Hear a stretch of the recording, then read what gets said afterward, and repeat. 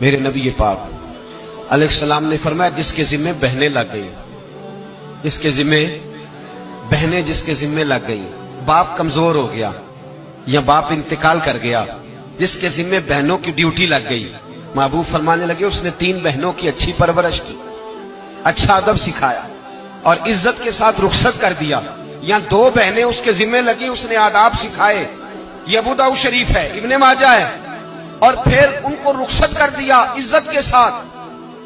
پھر ایک مقام پہ فرمایا چلو ایک بہن ہی اس کے ذمے لگی تھی، اس نے ادب سکھائے، آداب سکھائے، عزت سے رخصت کیا، حضور کیا ملے گا؟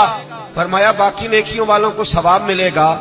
جو بہنوں کا بوجھ اٹھائے گا جس طرح میری 2 انگلیاں جڑی ہوئی ہیں اس طرح میرے ساتھ جڑ کے جنت میں داخل ہو جائے گا۔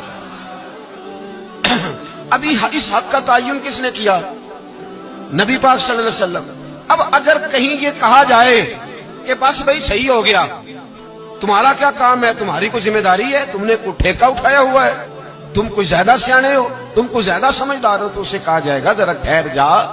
اس طرح کی بات نہ کر، یہ وہ حق ہے جو میرے مصطفیٰ نے بیان فرمایا ہے۔ جہاں بیوی کے حقوق بیان فرمائے وہاں میرے نبی پاک نے بہن کے حقوق بھی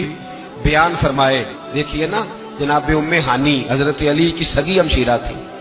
نبی پاک صلی اللہ علیہ وسلم کی چچا زاد بہن تھی، پر اللہ کے رسول ہمیشہ انہیں تحفے بھیجا کرتے، ان سے محبت فرماتے، ان کے بچوں کے ساتھ پیار کرتے۔ فرمایا علی کی بہن نہیں، یہ میری بھی بہن ہے۔ کیا لوگوں کو تاریخ کی وہ بات یاد نہیں؟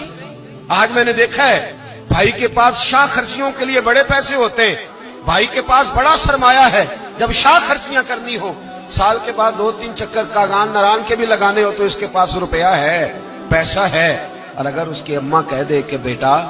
عید کا موقع ہے، کوئی پرانا جوڑا ہی اٹھا کے بہن کو دے آ، تو کہتا اماں حالات بڑے سخت ہیں، اب میں تمہیں کیا بتاؤں۔ ہمیں وہ بات یاد نہیں کہ نبی پاک کی رضائی بہن جناب شیمہ جب ان کے قافلے کے خلاف مسلمان لڑے، انہوں نے جنگ کی اور وہ قید ہو کے آئی،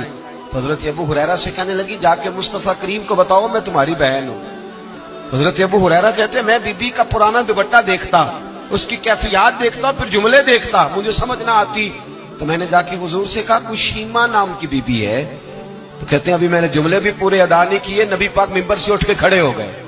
اور رسول پاک کی چادر مبارک ممبر پہ رہ گئی، محبوب اٹھ کے گئے اور پھر جناب شیمہ کو گھر لے گئے اور پھر فرمایا عائشہ کو بلاؤ، فاطمہ کو بلاؤ، سودا اور حفصہ کو بلاؤ، ان سب سے کہو آؤ دیکھو میری بہن میرے گھر میں آئی۔ یہ رشتوں کا احساس، یہ رشتوں کی کیفیات، یہ درد، یہ سوز، یہ حضور نے ہمیں تعین کر کے دیا، یہ نبی پاک علیہ السلام نے ہمیں بتا کر کے دیا ہے۔ حضور نے ڈھیروں تحفے دیے اور ایسی آفر کی جس کے لیے امت تڑپتی ہے، ترستی ہے۔ حضور نے فرمایا شیمہ اگر تو پسند کرے تو تیرے لیے مدینے میں مکان نہ بنا دوں، اگر تو کہے تو یہاں تیرے لیے مکان نہ بنا دوں